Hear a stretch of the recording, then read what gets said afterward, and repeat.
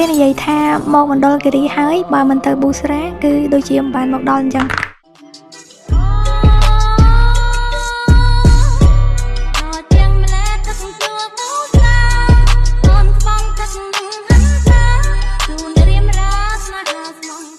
ព្រឹកទី2នៅមណ្ឌលគិរីភ្ញាក់ពីគេងដោយខ្យល់ត្រជាក់និងភាពស្ងប់ស្ងាត់ដែលពិបាករកបានមែនទែននៅទីក្រុង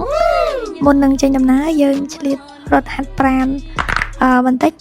មិនរត់យកលបឿនទេណាប៉ុន្តែ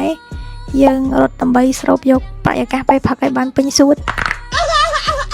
អ្នកនរគ្នាដឹងអត់នៅចិត្តសន្តាគារប្រហែលតែ100ម៉ែត្រទេណាមានភោជនីយដ្ឋានតូចមួយដែលអ្នកដំណើរភាគច្រើនគាត់ចូលញ៉ាំអាហារពេលផឹកនៅហ្នឹងអញ្ចឹងដោយសារតែចិត្តដែរអញ្ចឹងយើង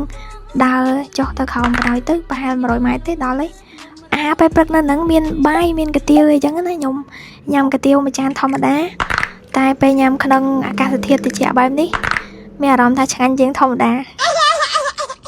ហើយគោលដៅធំបន្ទាប់របស់យើងនៅថ្ងៃនេះគឺកន្លែងល្បីបំផុតមួយនៅខេត្តមណ្ឌលគិរីសម្រាប់ពួកយើងដល់ពេលដែលធ្វើដំណើរបើយើងមានឱកាសចូលវត្តយើងអាចប្រគេនទឹកនិងអាហារកំប៉ុងជូនព្រះសង្ឃក៏ដូចជាការធ្វើបុណ្យតូចមួយមុនយើងចេញដំណើរកម្សាន្តហើយយើងក៏មានអារម្មណ៍ស្ងប់និងសុវត្ថិភាពទៅតាមនឹងដែរទីបំផុតយើងក៏មកដល់ឧទ្យានធម្មជាតិប៊ូស្រា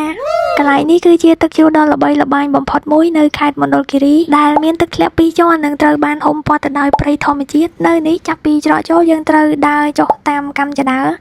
សម្រាប់ក្មេងៗដូចជាអត់បញ្ហាទេប៉ុន្តែសម្រាប់ពូមីងលោកយាយលោកតាដែលគាត់មានកម្លាំងខ្សោយមកទីនេះត្រូវការពេលបន្តិចដើម្បីចុះទៅមើលទឹកជ្រោះដូចថាតែកាំចដើដូចជាវែងដែរហើយដែលខ្ញុំចាប់អារម្មណ៍ដំបូងមិនមែនជាទឹកជ្រោះទេណាតែគឺជាសំឡេងទឹកហូរវាលឺខ្លាំងប៉ុន្តែបែរជាធ្វើឲ្យចិត្តយើងស្ងប់ទួយ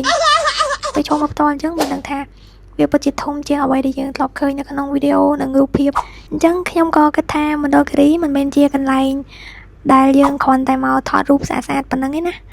តែក៏ជាកន្លែងដែលយើងអាចសម្រាកពីភាពមមាញឹកបានមួយរយៈពេលដែរហើយក៏នៅមានកន្លែងស្អាតៗផ្សេងទៀតដែលយើងនឹងនាំគ្នាទៅជួបគ្នានៅភាគបន្ទាប់ចុងក្រោយអរគុណទៅកាន់ម្ចាស់ sponsor សម្រាប់ដំណើរកម្សាន្តមួយនេះអរគុណបាយបាយ